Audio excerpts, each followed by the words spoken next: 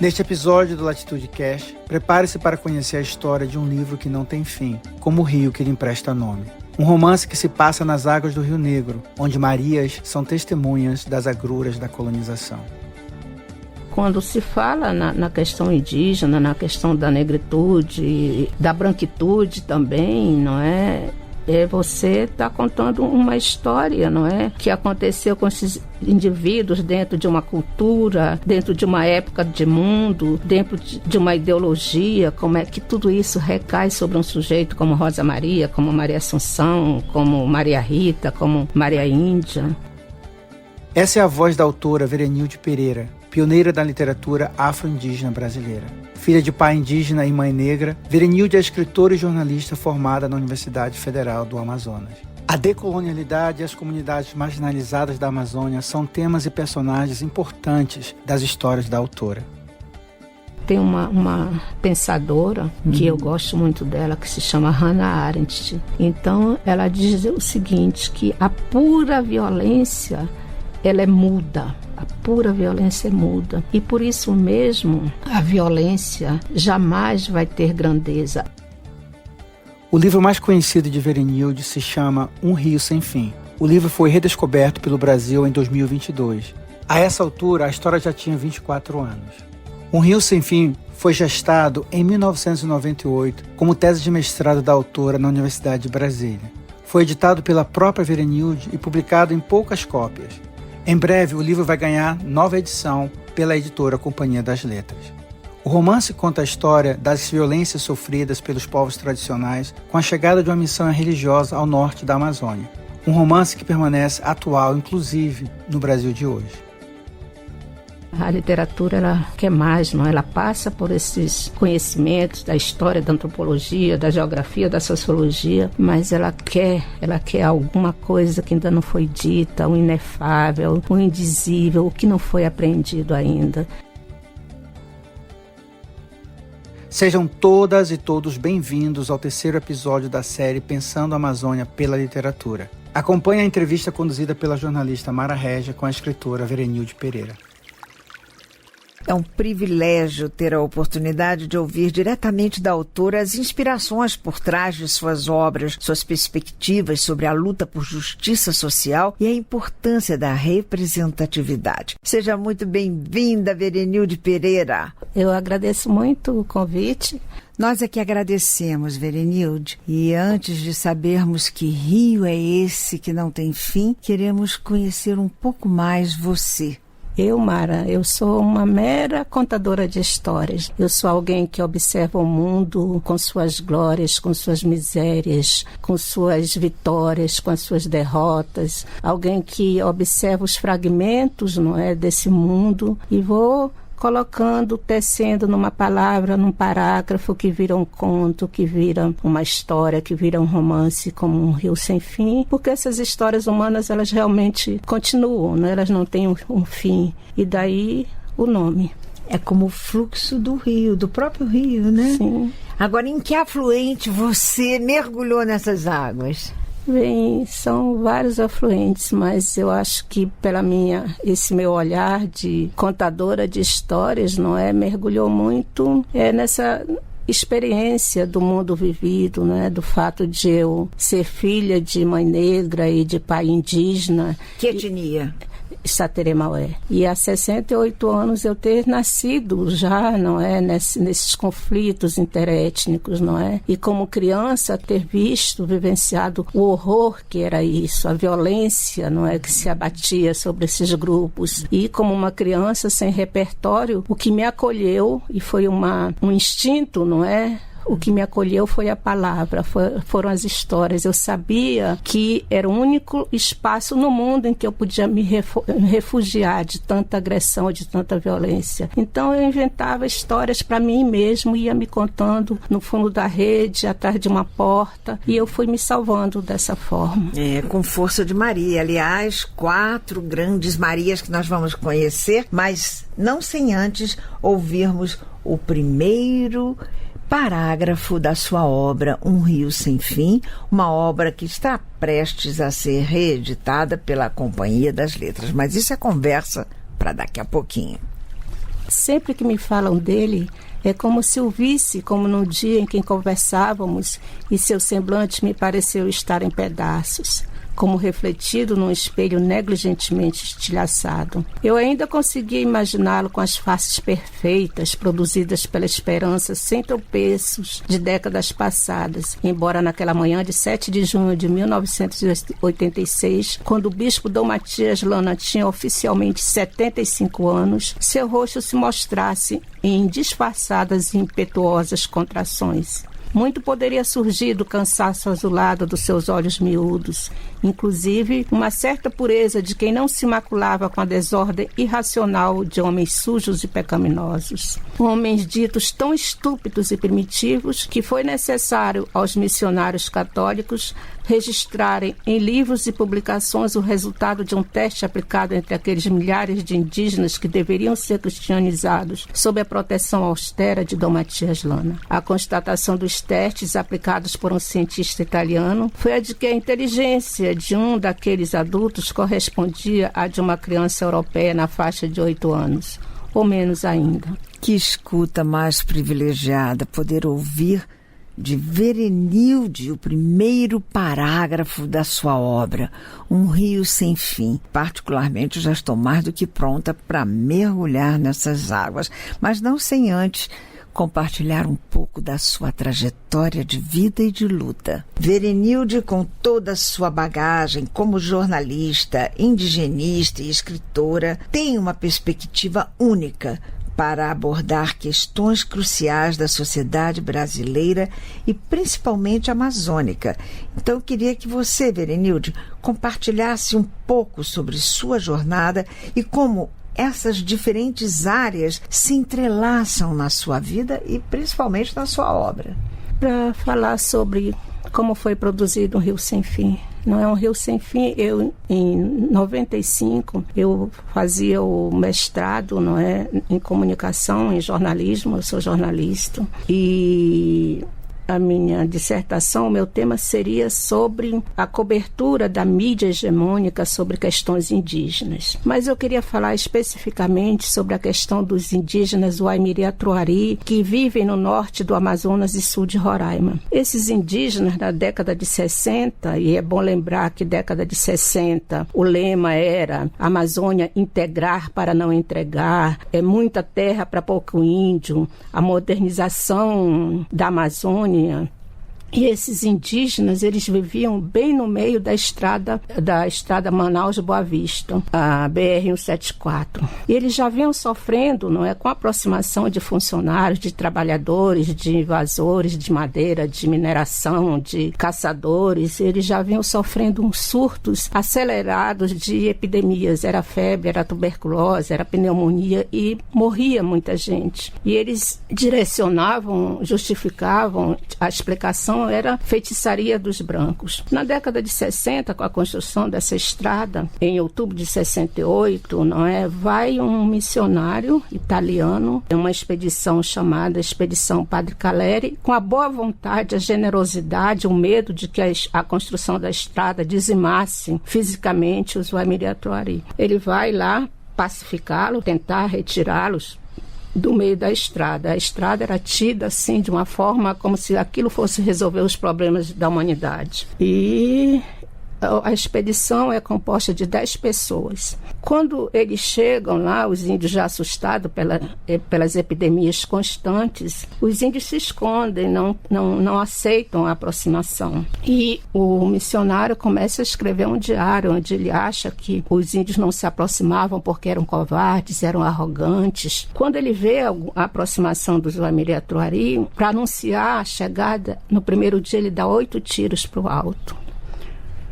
Os índios já estavam assustados. No segundo dia, ele dá mais 4 tiros para o alto. Então, você percebe esse encontro desencontrado, não é? E segue-se aquela relação muito conflituosa. E os indígenas, os Waimiri-Atuari, começam a mexer, não é, nos equipamentos, nas bacias, nas colheres, nos equipamentos de rádio. E o padre vai dizendo que é necessário, não é, proibir, porque, e ele escreve em alto e bom som no diário dele, proibir, não é, que os índios mexessem nas mercadorias, porque isso está no nosso direito de gente superior. Isso está no nosso direito de gente superior. Então, você percebe todo o etnocentrismo, né? Toda a forma de comunicação distorcida que isso iria acontecer. E chega um dia em que os indígenas, eles tiram as colheres, não é? As colheres lá do acampamento, e o padre levanta e diz padre Marupá, quer dizer, padre castiga, padre mata. Conclusão,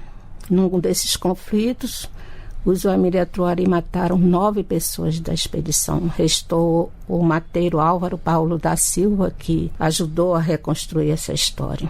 E a partir desse momento, não é, a mídia hegemônica começou a dizer que os Uamiratuari eram os criminosos, assassinos, os incivilizados, os bárbaros, os brutos, os cruéis, e do outro lado os heróis, aqueles que iam pacificar, os bons, os que sofriam a ingratidão dos indígenas. Os brancos.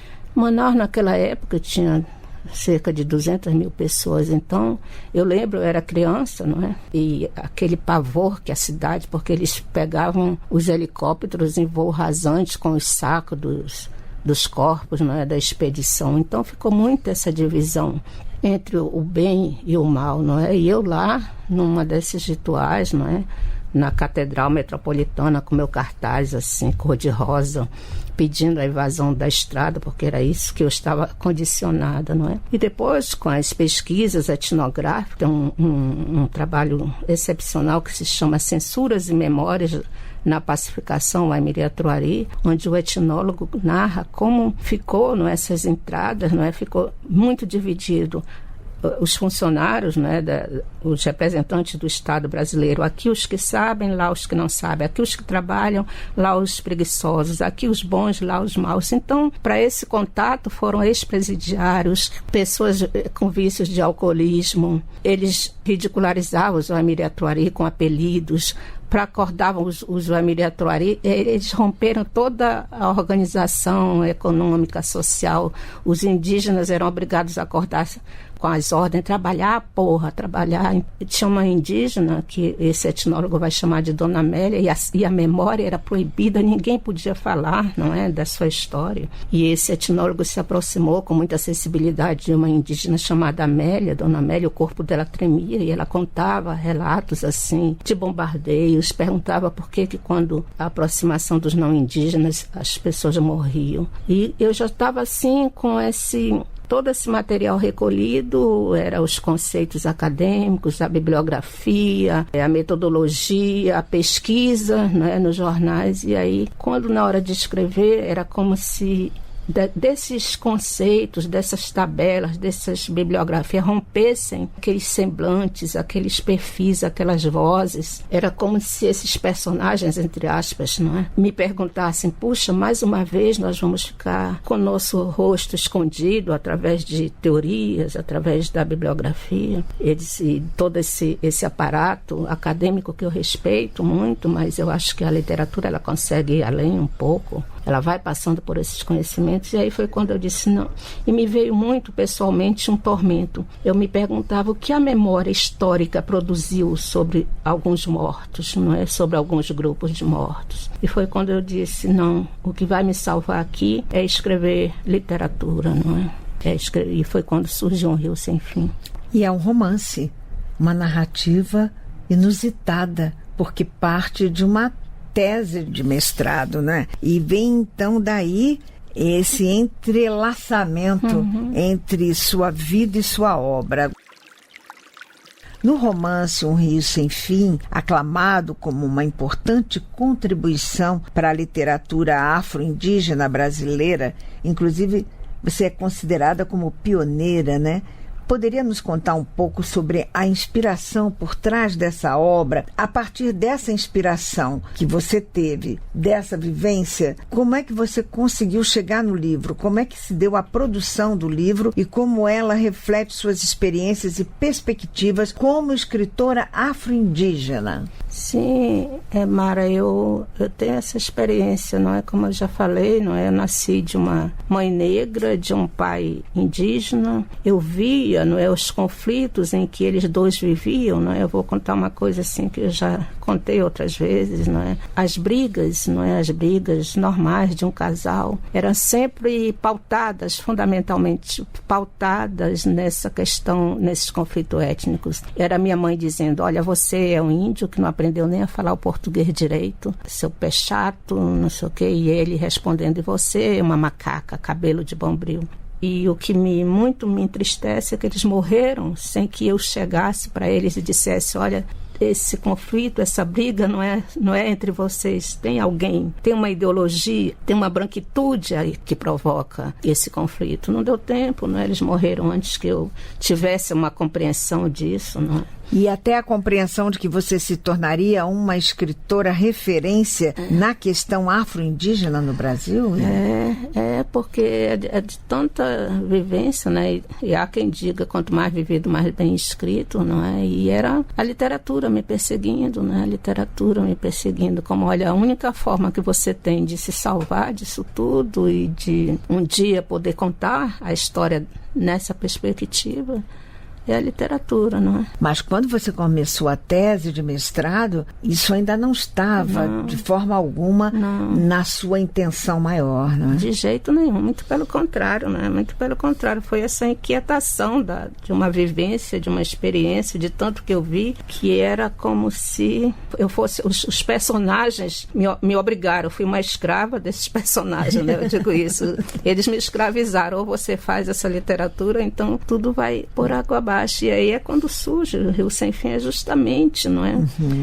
A chegada de um missionário, não é? Numa região paradisíaca da Amazônia, com vários grupos étnicos. Ele chega de uma Europa fechada, com suas verdades, a Europa lacrada, como se o mundo tivesse construído ali, não houvesse mais mundo. Ele chega diante desse paraíso, não é? E vai ter sempre uma referência do cristianismo ocidental, e ele vê que o mundo é percorrível, o mundo não terminou ali, mas tem aquelas pessoas ali que não alcançaram o patamar do que seria a humanidade. Então, ele, para ser, num ímpeto que pode ser considerado até generoso, não é? Sei lá o quê, ele vai dizer... Eles, para serem humanos, verdadeiramente humanos acabados, eu sou o paradigma. Então ele vai destruir, ele começa a destruir inconscientemente toda aquela rede simbólica de signo, de hábito, de cultura, sem ter noção exata, não é, do que dessa forma ele estava contribuindo para uma destruição. Então ele chega lá com toda aquela virilidade, não é, aquela força cristã, física, intelectual, e de transformar aquelas pessoas em seres à sua imagem, à sua semelhança. E começa a dominar, né? Ele tem uma força de dominação muito grande, e ele estabelece quando é o dia, quando é a noite, quem é o bom, quem é o mal, quem é o leal, quem é o traidor. E ao final, e vai com isso, ele vai abrindo elos com outras instituições que vão também destruir, não é? E provocar genocídio, etnocídio, mas ele não se dá conta, tão obcecado, não é? Pela dominação, tão obcecado por transformar esse mundo ao que ele chama a sua imagem e semelhança. Se são seres humanos, tem que ser igual a mim. E depois ele mesmo se transforma num objeto. É impressionante a atualidade desse seu romance, né? Porque ele foi escrito no século passado. E aí, queria que você comentasse um pouquinho sobre o poder de ser muito atual nessa realidade de hoje. Como é que você percebe o impacto e a relevância que está presente na sua obra em relação aos desafios e tudo que está se discutindo agora? Sim, Mara, tem passagens aí nesse livro, né, escrito que a literatura tem esse poder, às vezes consegue, às vezes não, de pronunciar, não é? De anunciar o que pode acontecer, o que vem por aí. Então, por exemplo, esse bispo, não é? É como se estivesse em 1500, não é? Aquela chegada meia transtornada. E há passagens aí que é como se você estivesse vendo, por exemplo, a situação, não é, dos Yanomamis, e já prenuncia o que seria essa invasão de garimpos, não é? As próprias moléstias terríveis, as epidemias, não é, que recentes, os envenenamentos, tudo isso está contido aí nesse livro. Era um prenúncio, não é? E uma antivisão, digamos. Por exemplo, tem uma situação de um indígena, não é, que é um Tuxaua, um pajé Tomás, e tem um surto epidêmico, e ele já não pode fazer os rituais, não é, dentro da maloca, porque já construíram um cemitério cristão, e ele é um indígena que ele nunca se deixava permitir essa relação com os não indígenas. Quando os não indígenas chegavam, ele corria para o mato ou para o fundo da rede, nunca aceitou ser batizado, e ele morre, né, nesse surto epidêmico que parece muito, não é? Você viu agora ao vivo e a cores essas imagens dos Yanomamis e outros, e é como se tivesse, não é, vendo, lendo aí. E ele, antes de morrer, ele vê toda a destruição simbólica dos signos dentro da maloca, e ele quer dizer alguma coisa e não consegue, ele só está nesse momento de sofreguidão. E aí perguntam, e quem morreu? Foi aquele indígena, o Tomás, aquele rebelde, aquele indígena rebelde que não aceitou sequer ser batizado. E o que foi que ele disse? Aí outra pessoa responde, não, ele não conseguiu dizer, não é, porque morreu antes. E se tivesse dito, de que adiantaria? Ou seja, de que adianta? Quem ouve essa voz? Quem considera essa voz? Quem dá direito a essa voz, não é? E é uma questão, não é, tão absolutamente atual, se você relacionar com essas minorias, não é, étnicas, ou com um ancião, né, no caso um ancião. E o que a literatura vai fazer é recolher, né, recolher essa sofreguidão e levar o leitor a essa possibilidade, o que ele teria dito se tivesse conseguido. Essa é uma interrogação. Pois é, você aborda com uma sensibilidade única questões de marginalização e resistência na sua obra. Então, eu queria que você nos falasse de que forma enxerga o papel da literatura na desconstrução dos estereótipos e, ao mesmo tempo, na amplificação dessas vozes de grupos marginalizados na Amazônia, que é o que faltou justamente ao personagem, né? Eu acho que aí você tem que considerar a literatura como um instrumento político. A literatura é um instrumento político. Ela começa a ser política no momento em que o escritor ou a escritora ela se depara com um arcabouço linguístico, com tantas 1000 palavras, com uma norma gramatical. E às vezes tem um personagem, não é, que ele pode estar num estado limite ou quer dizer alguma coisa e não consegue, e é quando o escritor começa a manobrar, não é, essa situação. Como romper com a língua, com o fascismo da língua. A língua é fascista e você encontra estratégias, ou você faz um personagem silenciar ou dá um semblante meio incompreensível, ou ele murmura algo. Essa é uma atitude política, já começa daí. E ela é política também porque ela coloca em cena esses personagens que na minha visão são indivíduos, né? Você constrói indivíduos, então coloca esses seres, não é, singulares num cenário, e eles vão produzir uma relação entre eles. Se há um lado que oprime, que mata, que escolhe os seres que vão ser descartáveis ou não, ele ganha, vamos dizer, se a literatura é meio primária entre o bem e o mal, e se existe um lado que é oprimido, que é a vítima, que é o violentado, se um desses lados ganha, digamos assim, ela pode ser é um interesse, mas o que importa nisso é que o jogo político foi feito, não tem saída, não é? Ela pode ser considerada depois, essa literatura é existencialista, é de direita, é marxista, é de esquerda, não interessa, o interesse é que o jogo político, ele é intrínseco, não tem saída. Ele permeia, né, toda a saída. narrativa, com certeza. A literatura como instrumento político, mas em meio a tantos personagens, Vamos falar das Marias. Tem a Maria Rosa, tem a Maria Rita, tem a Maria Índia e tem a Maria Assunção, que é a única não 100% indígena, não é isso?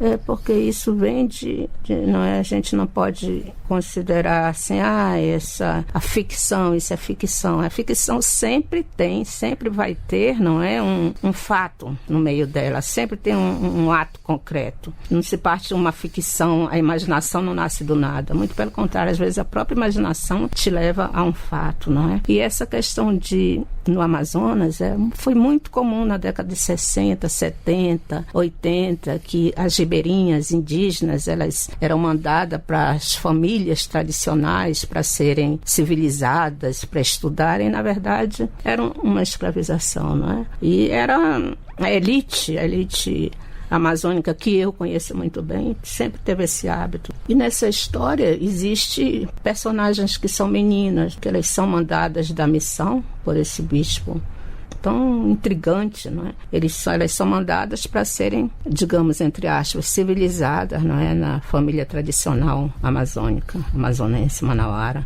E tem duas delas, tem uma delas que se chama Maria Assunção, que vive na missão, e ele percebe nela aquela força libertária que ele jamais teria coragem de assumir ou de sentir. Ele é muito fraco, não é? Depois você vai ver que é uma pessoa muito frágil. E ela, enquanto criança, ela vai percebendo toda essa força destrutiva que a civilização, entre aspas, vai levar. E ela não tem também, né, sequer vocabulário ou repertório para dizer. Então ela fala em frases, no olhar, e ele começa a ter medo dessa força dela, não é? Que ele inveja, que ele deseja, mas ao mesmo tempo aterroriza, né? O aterroriza, ele sente medo dela e parte com 4 meninas para Manaus. E vai essa Maria Assunção e Rosa Maria. Rosa Maria é uma menina que, dentro do conhecimento da psiquiatria, ela já apresenta algumas singularidades, não é? E ela termina, não é, dentro do que se pode chamar de enlouquecimento, não? Elas partem e, falando mais de Rosa Maria e de Maria Assunção, elas vivem juntas, não é, por algum tempo, numa casa de família da elite Baré, elite manauara, até o momento em que Maria Assunção, ela foge dessa casa. A opressão é tão grande que ela foge e deixa Rosa Maria, não é? Que já apresenta problemas, não é?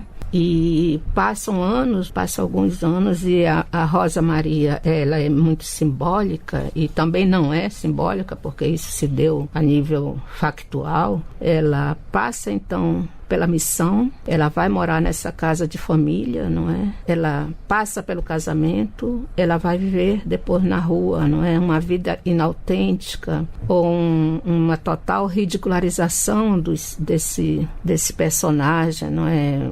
Enlouquecida, não é? Ela vai perdendo, então, simbolicamente ela termina em trapos, não é? Na mendicância também e na loucura. E essa roupa dela ela vai se despindo dessas roupas à medida que o tempo passa. E a Maria Assunção, depois de as duas separadas, não é?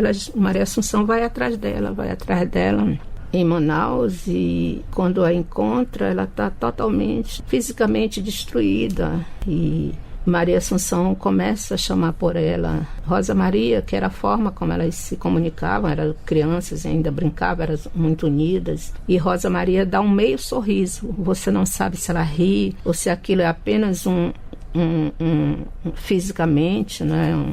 Não se sabe se há um reconhecimento, e aí essa interpretação fica entre o leitor e o personagem. O autor já não tem nada a ver com isso, porque é quando a literatura te obriga a um silenciamento, não é? Para você se colocar, ela está rindo de verdade, isso é só um gesto físico que não tem nada a ver. E é quando Maria Assunção volta para o Rio Negro para contar sobre esse fato, esse final, esse aniquilamento da qual Rosa Maria foi uma vítima. E as outras Marias, a Rita, por exemplo? E, por exemplo, isso é baseado muito, não é? Porque eu vivi numa rua, chamava Rua Silva Ramos, lá, e eu me encontrava muito com indígenas. A gente ficava na vida real, brincando de catar papel de balinha e colocando pedrinha dentro, brincando. E quando eu voltei para fazer o mestrado, não é? Que era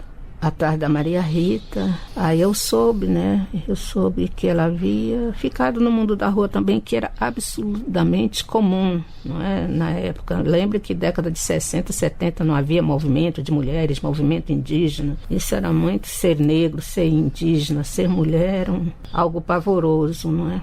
E ela, aí depois eu fiquei sabendo, né? Ela tinha casado com um dono de uma oficina de móveis, de restauração de móveis e não sei o que mais, e acabou se suicidando também.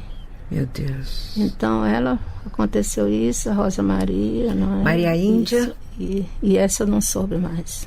E você não se preocupa também em dar um destino final no romance Um Rio Sem Fim, né? É como o rio, as águas se entrelaçam, ganham os igarapés da alma, e assim se faz, como na própria vida, né? Então, há sempre, não é, um fato nisso que se chama imaginação, ficção. Não é tão simples assim, né? A literatura, ela se constrói de fragmentos, é fragmentos do que se ouve, do que se vê, do que se experienciou, do que se imagina, dos meus sonhos, dos sonhos dos outros que eu ouço, e vai se construindo. Agora, como instrumento político, e adorei essa frase, a literatura é um instrumento político. Queria agora saber um pouco mais da sua trajetória como escritor e ativista, né? Porque você fez uma pesquisa de mestrado sobre violência jornalística contra o povo Waimiri-Atuari, que abrange os estados de Roraima e Amazonas, e em conflito com essa missão católica na época da construção da BR-174, né? Então, queria entender melhor esse contexto e como essas experiências e pesquisas influenciam e permeiam até hoje seu trabalho literário, seu ativismo, e de que forma essas vivências impactam a sua visão de mundo e o seu engajamento cada vez maior na luta pelos direitos dos povos tradicionais. Além do meu próprio nascimento, como eu já contei aqui, eu fui professora em Seringal, não é? No Rio Purus. Então eu dava aula para ribeirinhos, para indígenas, os apurinãs.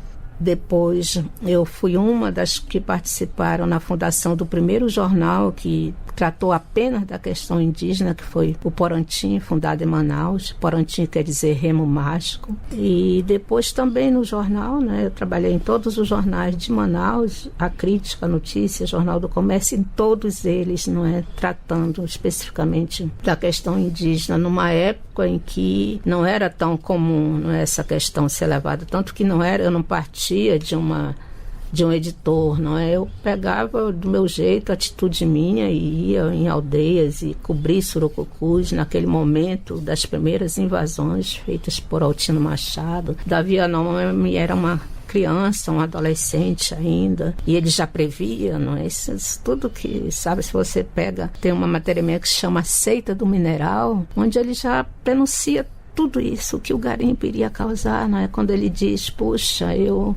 quando entrou a perimetral, eu perdi minha família, a estrada está aí, eu estou sem família. E ele falava de tudo isso que poderia acontecer, e ele também, né, um visionário já, anunciando isso. Então, toda essa minha trajetória ajudou na construção, não é?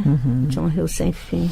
Vamos falar um pouquinho mais dessa atuação jornalística, né? Como é que foi que a sua experiência na criação desse jornal Porantim, que é o primeiro voltado exclusivamente para essas questões indígenas, né? Queria saber, então, como é que você atuou nas campanhas de resistência em defesa desses povos indígenas, como aquela campanha de resistência Yanomami e Amirim-Atuari. Queria que você compartilhasse com a gente alguns desafios enfrentados e os impactos que esse jornal, principalmente o Porantim, teve na promoção da visibilidade e defesa dos povos indígenas. Sim, não é? É porque fazer um jornal voltado 100%. O Porantim, ele começou no final da década de 70, não é? Era ligado à Igreja Católica e havia essa questão, mas vocês vão se ligar na igreja, mas era uma igreja com essa visão progressista, era a instituição que tinha no momento para combater um Estado, não é? Umas instituições que responsáveis pela sobrevivência indígena, que eram absolutamente genocidas, etnocidas, era a instituição que tínhamos. E também nos jornais, foi quando eu fiz essa viagem, não é, para o Rio Negro, que na época também começava muito forte a questão da mineração em terras indígenas. E houve o episódio da minha prisão, que me marcou muito, mas eu passei décadas sem falar nisso, até esqueci, não é? Esqueci, eu acho que uma forma de falar indiretamente sobre ela está aí também nesse livro. Mas é algo que passa pelo esquecimento de um fato, de um ato, não é? E você não sabe como, conscientemente, racionalmente, resolver um problema, né? Resolver um trauma, vamos dizer assim. E de uma forma imperceptível, não é? Eu vejo, não é, agora muito mais claramente como há uma ressonância desse episódio em Um Rio Sem Fim. Porque o que o Rio Sem Fim faz, não é? Tem uma pensadora, que eu gosto muito dela, que se chama Hannah Arendt. Então, ela diz o seguinte, que a pura violência, ela é muda. A pura violência é muda. E por isso mesmo, a violência jamais vai ter grandeza. A pura violência que ela se refere é quando o sujeito está absurdamente aniquilado. Ele já não geme, ele já não fala, ele já não sussurra. E o que eu acho que é feito no Rio Sem Fim, e o que a literatura pode ou não fazer, às vezes consegue, às vezes não, é coletar, é colher esses sussurros, esse meio riso de Rosa Maria, essa pergunta que uma indígena faz sempre que vai na beira do rio. E as outras meninas, onde estão? E as outras, onde estão? E não tem essa resposta. O que ela faz é coletar essas histórias que, a mim, era tão escondida, não é? Era uma forma de você evitar o grande terror, o grande sofrimento. Mas é uma forma da não aniquilação também dos personagens, da própria escritora, do próprio autor. É o caso da gente lembrar aqui que Um Rio Sem Fim é fruto de uma dissertação de mestrado na Universidade de Brasília, que inicialmente chamava-se Etnoexperiência na Comunicação. Era uma vez Rosa Maria. E da Rosa fez-se o Rio, esse Rio Sem Fim, que nos leva agora a saber da experiência como professora de jornalismo em Manaus e Brasília, influenciando a visão e formação dos novos escritores na Amazônia. Inclusive, assim, importante saber se a essa altura, quando da sua militância e mesmo do exercício da profissão como jornalista e professora, você já percebia essa ausência da historiografia amazônica em relação à presença afro-negra na região? Mas eram temas que não eram bem... É lógico que eu tive uma grande aceitação de grande parte dos estudantes, né? Eu tenho assim em casa, eu guardo bilhetes e agradecimentos, mas também nem sempre era assim de todas as partes. Teve uma faculdade assim de jornalismo aqui em Brasília que eu ouvi o diretor dizendo: o currículo dessa professora tem muita questão indígena, para que a gente vai querer isso aqui? Era como uma coisa em outro local, era uma semana da comunicação, então nós levamos alguns indígenas do Javari que estavam aqui, e isso provocou minha demissão. Então era uma questão assim da exclusão mesmo. Para que servem essas vozes? Para que servem essas histórias? Isso já nos anos 90, não? Isso já 90, 2000. Então não era algo assim que de uma abertura, não é? Não houve essa receptividade. Agora nós estamos chegando ao fim da nossa entrevista, mas impossível deixar de ouvir suas considerações finais, uma mensagem conclusiva que você gostaria de transmitir com o seu trabalho na Amazônia, ou que nos falasse de um novo projeto, inclusive da reedição desse Rio Sem Fim, da nossa Verenilde Pereira, um romance que resgata muito das nossas raízes, um mergulho muito profundo na alma Brasil. O que eu vejo assim de bem interessante nesse livro é que ele é uma síntese de tempo, né? Você não sabe se está a 1500 ou hoje ou o que virá, não é? Mas o que eu diria é, acredite assim na força da literatura, não é? A literatura, você vive sua vida prática, paga o boleto, vai na manicure, compra o gás e vai para o trabalho, mas chega um momento em que isso não é o suficiente. Você abre um livro, você quer ver como é que o mundo recai, não é, sobre um personagem. Como é que o mundo, não é, faz com que esse personagem, esse sujeito vá por esse caminho, como é que ele lida com a mundanidade que recai sobre eu, sobre você, sobre todos nós, não é? E nesse momento que a literatura exige esse silêncio é quando você percebe sua subjetividade. Puxa, eu estou interpretando desse jeito, então eu tenho isso dentro de mim. É quando você cria sua subjetividade ou fortalece, é quando você se vê como um sujeito que é a sua história, mas também é a história desse outro indivíduo, desse outro personagem. E quando se fala na questão indígena, na questão da negritude, da branquitude também, não é?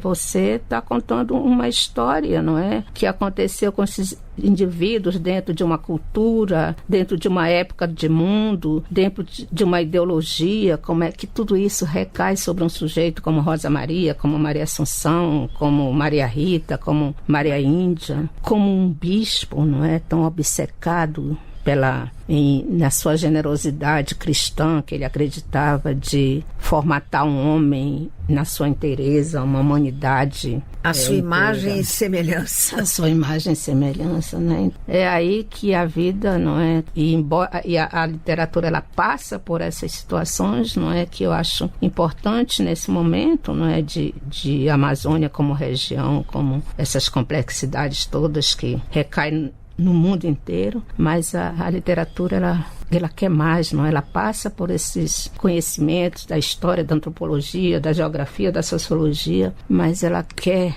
alguma coisa que ainda não foi dita, o inefável, o indizível, o que não foi aprendido ainda. Então, vai continuar sendo algo sem fim, né? Enquanto esses seres humanos, essa espécie continuar, as questões não terminam. É como o rio sem fim, literalmente uma metáfora mais do que apropriada. Com essa certeza, eu quero agradecer a oportunidade de ouvir de viva voz essas inspirações por trás das suas obras, suas perspectivas sobre a luta por justiça social e a importância da representatividade, que jamais nos distanciemos desse enfrentamento com a mídia e outros tantos elementos sociais que insistem no apagamento, que graças à sua obra nós estamos tendo a oportunidade de ver e rever. E nesse ponto eu gostaria de saber quais são os seus projetos e planos, inclusive, para a reedição de Um Rio Sem Fim.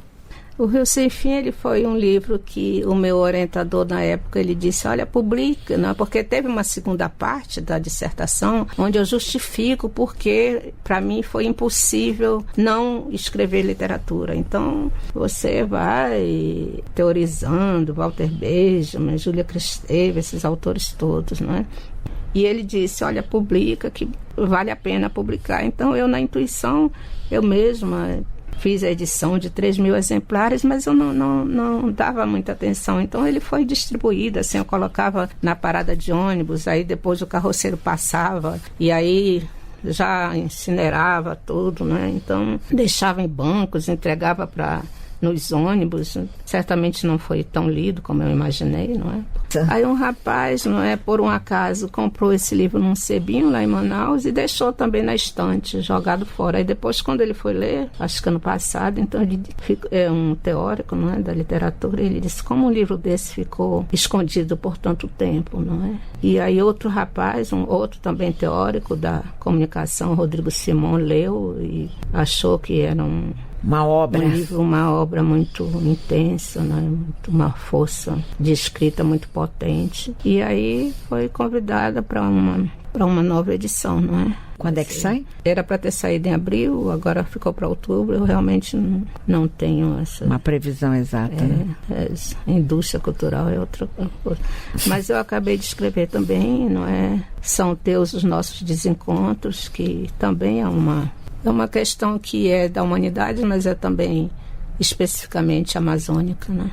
Como e de que fala esse desencontro? Se dá nos rios da Amazônia também? Também.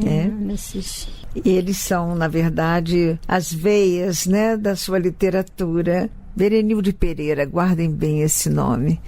Um nome que traduz, e essa imensidão de água, esse quase que um continente apartado do Brasil, mas que tem seu resgate em obras com a genialidade de Berenilde Pereira, e que faz de você, Berenilde Pereira, a pioneira da literatura afro-indígena no Brasil. Parabéns. Eu sou Marcos Colon e esse foi mais um episódio do Latitude Cast, em que conversamos com a escritora e jornalista Berenilde Pereira. Este episódio teve produção de Marcos Colon e Lucas Duarte, roteiro e edição sonora de Vanessa Pinto Moraes. Acesse o nosso site para encontrar mais conteúdo sobre a Amazônia e também para acompanhar o especial Pensando a Amazônia pela Literatura. O site é www.amazonialatitude.com e não esqueça de nos acompanhar nas redes sociais. Até a próxima!